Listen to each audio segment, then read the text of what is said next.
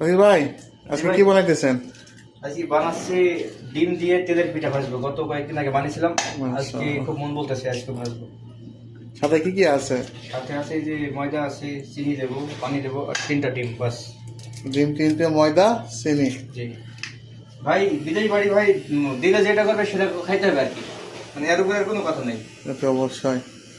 আপনি কয়দিন আছেন, দেশে চলে যাবেন, আপনি খেয়ে যান। ইনশাআল্লাহ ইনশাআল্লাহ ইনশাআল্লাহ। আপনি রেডি করবেন, আমরা খাবো, ঠিক আছে? জি। এগুলি এখন কি করা হবে এগুলো? এগুলো এখন এই যে বলছি আর কি, এগুলো কি বলে আমার তো জানা নাই, কিন্তু ওই যে ম্যাশ করতেছেন ম্যাশ নাকি? করছি, ম্যাশ। এখন কি কি যাবে সাথে? সাথে পানি যাবে, একটু চিনি যাবে। সাথে পানি, এই যে চিনি। চিনি সহ দিতে হবে একটু, ওকে, চিনি। পর্যাপ্ত পরিমাণ চিনি, পর্যাপ্ত মতন।